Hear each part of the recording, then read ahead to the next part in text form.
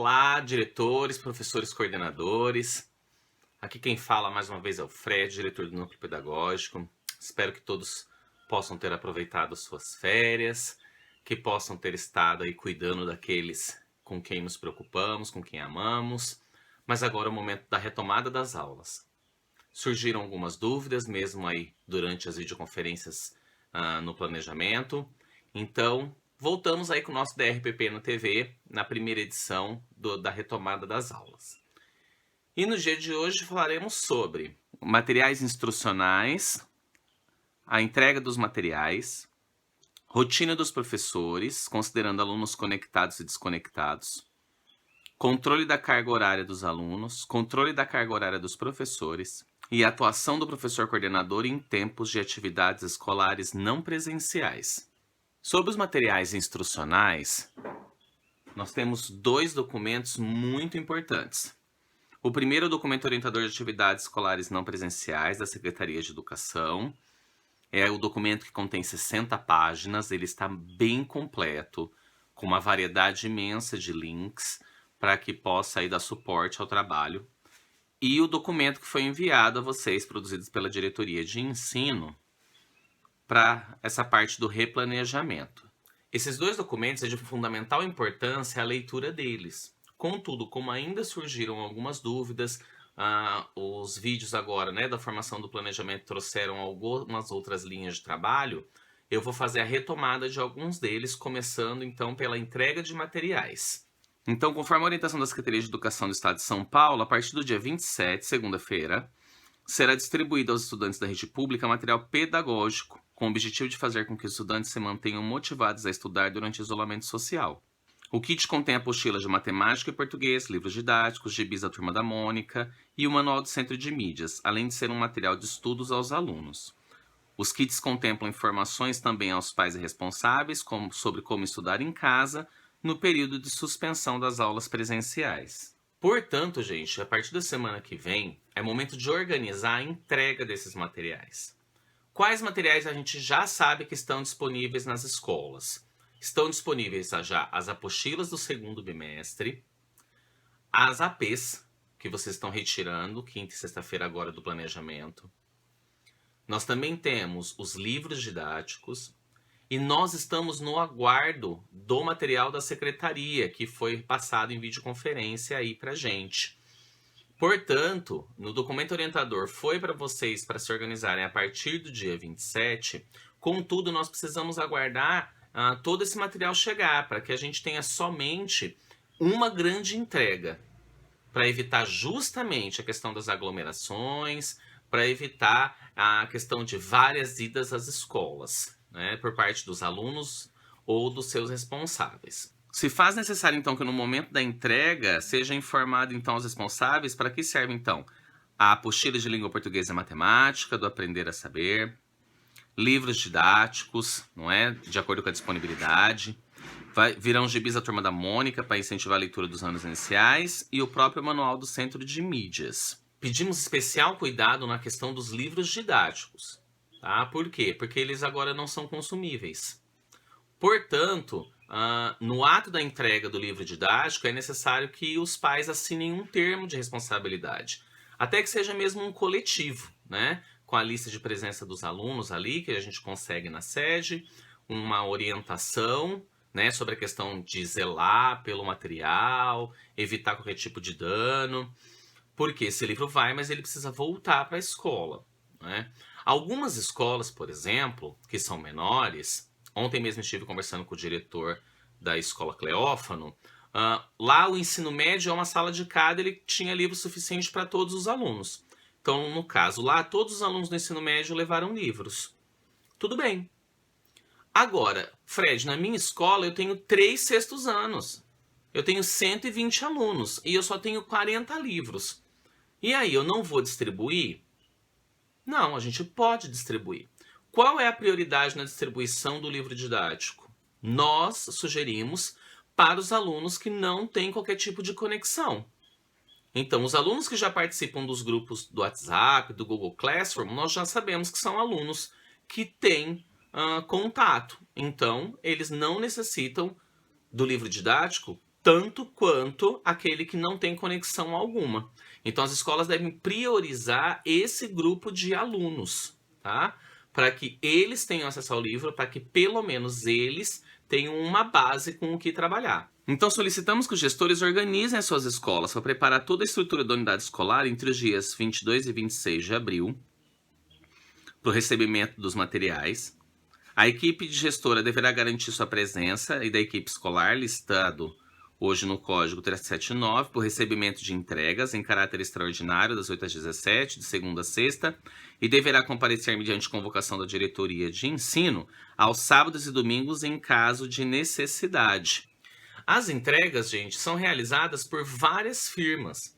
Então, pode acontecer de uma firma, dependendo no trajeto dela, necessitar entregar num sábado ou no domingo. Portanto, diretores e vices, eu peço o apoio de vocês, caso esse seja o caso. Tudo bem? As escolas devem garantir que as bases cadastrais das famílias de sua unidade estejam devidamente atualizadas para que seja possível comunicar as mesmas acerca do cronograma de entregas e realizar agendamento caso necessário. As unidades escolares devem assegurar os equipamentos de proteção individuais, EPIs, estejam disponíveis para os funcionários que realizarão as entregas. Todo equipamento pode ser adquirido por meio do PDD Paulista. Em caso de escolas que não tenham recebido recurso ou que estejam com limitações por conta da PM, a diretoria de ensino irá auxiliar na aquisição dos equipamentos de proteção individuais. Caso alguma escola esteja com problema, pode entrar em contato com o Jairo na diretoria de ensino, tá? No setor de finanças, que ele vai estar prestando auxílio no sentido dessa aquisição. Percebam que esse documento foi feito no primeiro momento de entregas, não é? Contudo, ele tinha uma previsão, mas nós ainda não recebemos os materiais da entrega. Então surgiu um novo informe, foi passado aos dirigentes, vocês já têm conhecimento dele, que a escola tem 2 semanas de entrega a partir do momento que chegarem todos os materiais. Portanto, nessa primeira semana agora de volta, os professores estarão entrando em contato com os alunos, retomando os seus grupos, não é? E aí, iniciando os trabalhos. Chegou o material, aí sim a escola se organiza para poder fazer a distribuição. Seguem algumas sugestões. Além do recebimento dos materiais, é de fundamental importância, então, que a partir do dia 22, as escolas comecem a organizar sua estrutura física para a distribuição dos materiais, 27 a 30 de abril, estendido agora a partir do momento que tenha todo o material recebido. E aí a gente tem que observar, não é, os protocolos da Secretaria de Saúde.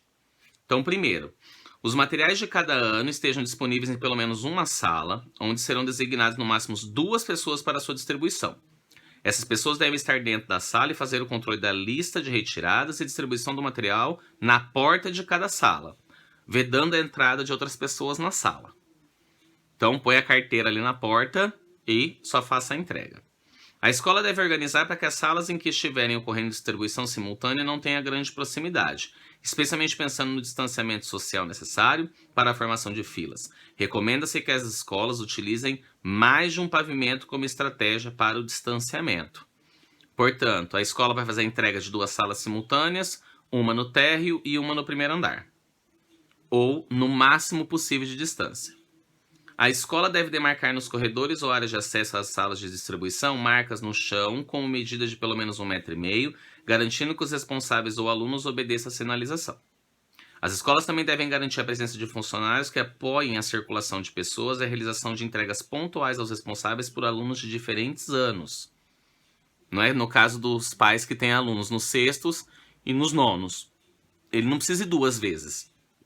Né? Então a gente tem que ter ali um funcionário destacado para auxiliar esse pai.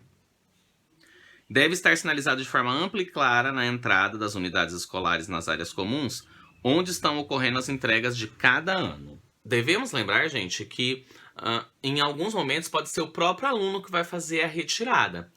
Então devemos ter um funcionário para ficar ali logo na entrada, para justamente solicitar para esses alunos, a hora que chegar, voltarem imediatamente para casa. Porque a gente conhece aluno. Eles vão ver a galera, vão ver 2, 3 alunos na mesma sala, vão querer ficar ali conversando e não pode ter aglomeração. Então o momento é para retirada do material. Então chegou na escola, pega o material direto para casa. Então, solicitar para evitar isso. Então, solicito a ajuda aí dos AOEs para ter um ali no portão, para garantir que quando o aluno pegou o material, ele vá direto para casa e não fique aglomerado nos grupinhos ali conversando, tá? Infelizmente, o momento é esse. Né? Não é, nossa, como você é ruim, que não quero que o moleque conversa, não se vem há tanto tempo. A questão é que nós estamos em isolamento social. As medidas estão sendo tomadas por prevenção.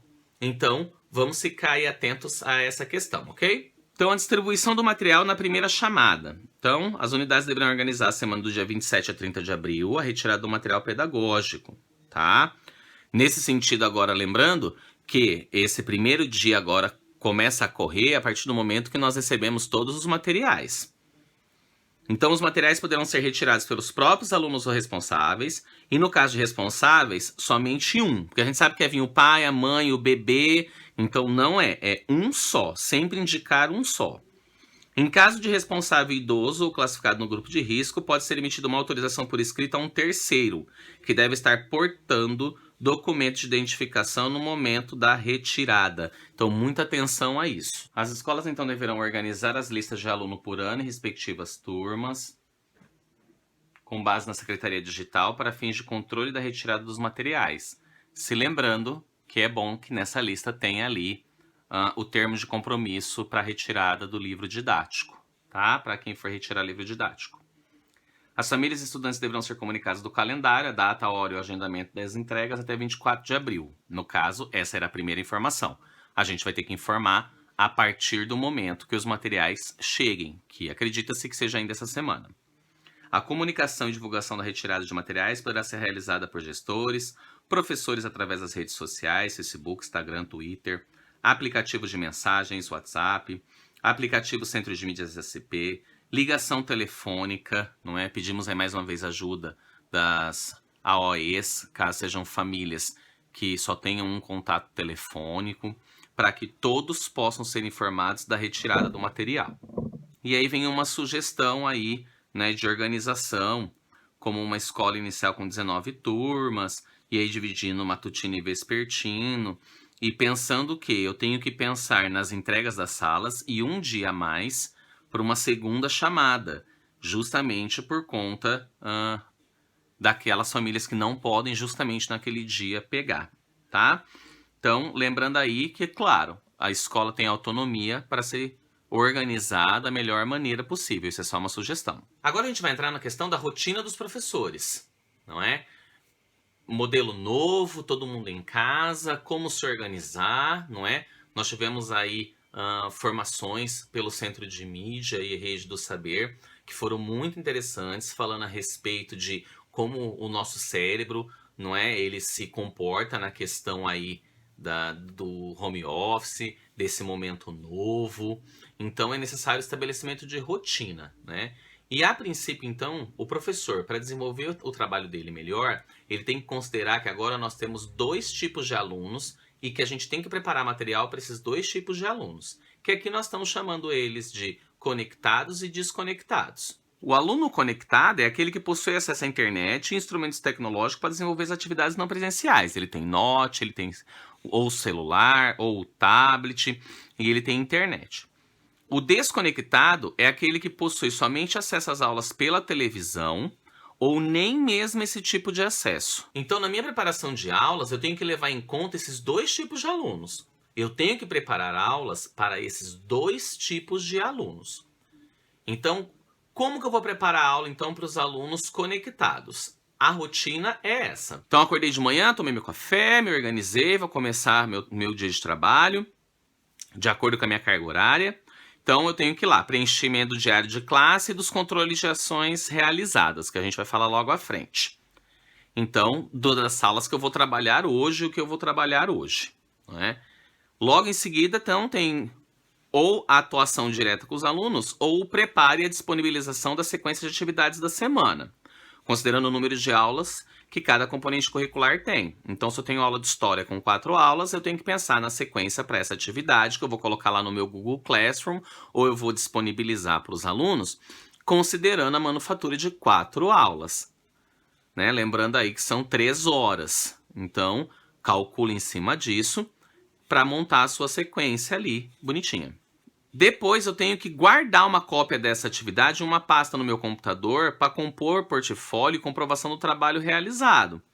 Então eu montei a sequência, eu tenho que guardar ela porque eu vou precisar disponibilizar ela para o coordenador. A outra ação é a interação com os alunos, pelo menos um momento da semana, 1 a 2 tempos de 45 minutos, pelo app Centro de Mídias, pelo app de mensagens, pelo Google Classroom por turma, e aí eu tenho o controle de quem está participando ou não. Coloquei aqui pelo menos 1 ou 2 momentos de 45 minutos, porque eu estou pensando, por exemplo, no professor de filosofia que tem 33 salas.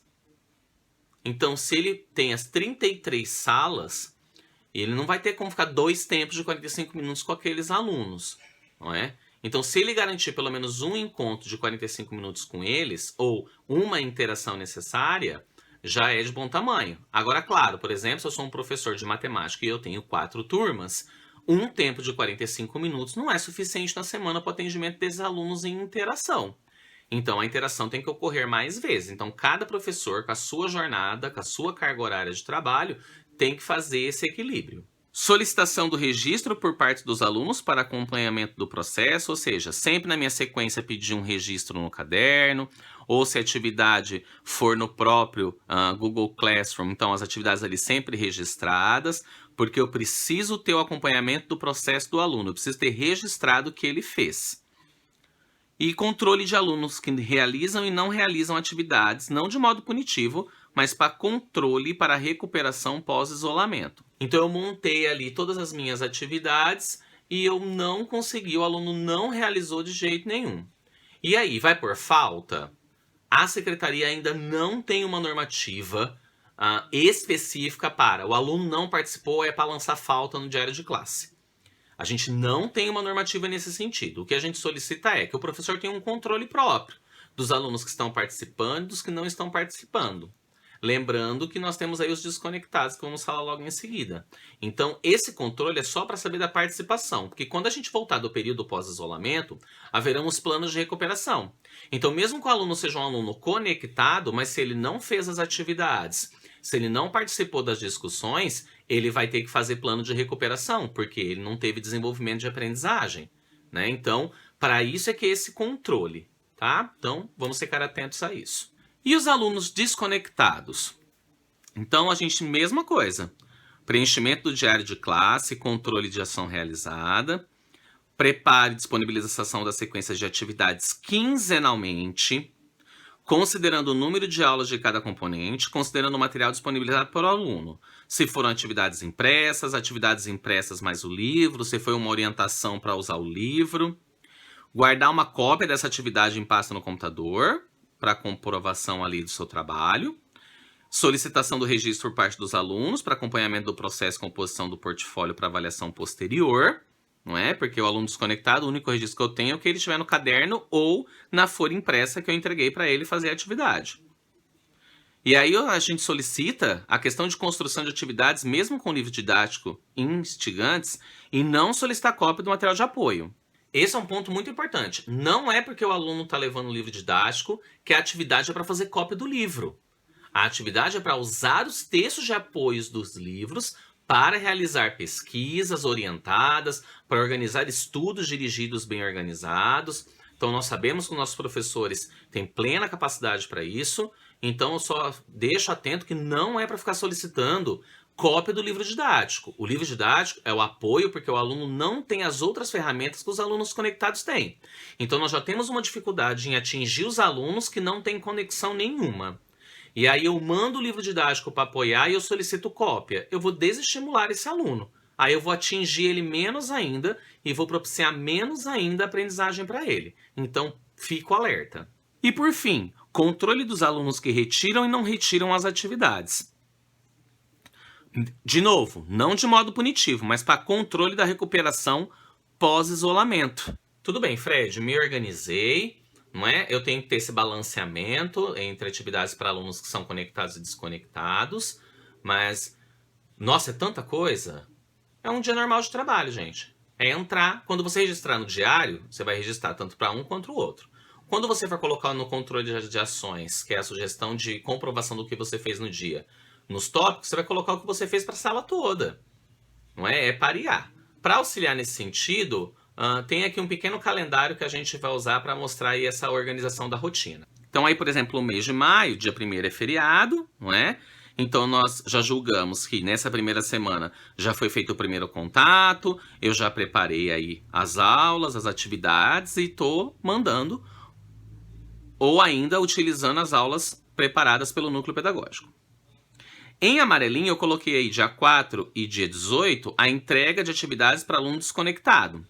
Então eu tive a semana anterior, e aí eu vou ter aí em verde, por exemplo, não é? Eu tenho desde a terça até a outra segunda para preparar as atividades para 15 dias para os alunos desconectados. Porque eu tenho que disponibilizar isso para o meu PC, eu tenho que mandar impresso, ou se eu não tenho impressora, mandar para ele imprimir. Enfim, eu preciso de um tempo para organizar e separar esses materiais. Porque no dia 18, os alunos podem fazer a troca. Eu troco, eu entrego o que eu fiz e eu pego a atividade nova. Então, para o PC ter tempo hábil, junto ali com o auxílio dos AOEs e do vice, de organizar esse material para esses alunos desconectados, não dá para entregar na sexta-feira, por exemplo, dia 15. Né? Então, precisa de um tempo hábil para isso. Em conjunto, por exemplo, toda terça-feira é o dia de postar a minha atividade no meu Google Classroom ou mandar a atividade que eu preparei via WhatsApp. E aí, ao longo da semana, eu tenho o acompanhamento dessas aulas. Então, nesse sentido, a gente pode observar que é paralelo. Então, eu tenho que tomar o cuidado de preparar a aula para o aluno desconectado até um determinado tempo, pensando em 15 dias. No mesmo exemplo do professor de História, são 8 aulas. Para já disponibilizar para o meu PC para poder organizar para entregar para o aluno desconectado só ir 2 vezes na escola buscar esse material. E não toda semana, porque se ele vai toda semana eu tenho aglomeração de novo, então não pode. Então vamos organizar aí para quinzenalmente com o uso ali do livro didático, até mesmo das aulas da TV Escola e etc. Né? Primariamente pensando no livro, porque a gente sabe que é o principal contato que ele vai ter. A seguir, durante a semana, é fazer ali com os conectados as interações, seja pelo centro de mídia, utilizando a minha sala, quando os senhores acessam, os professores acessam, aparece a minha turma, então eu posso falar por ali também, ou pelo WhatsApp e Google Classroom. Então, essa é a rotina, gente. Então, entra, faz o registro inicial, pega ali os primeiros 20 minutos do dia, faz o registro do que eu vou fazer no dia, e do que no diário de classe das habilidades, que eu vou usar o centro de mídias, que eu estou usando o Classroom. Registrou? Vai para a interação com os alunos, vai para o preparo de atividades e esse controle.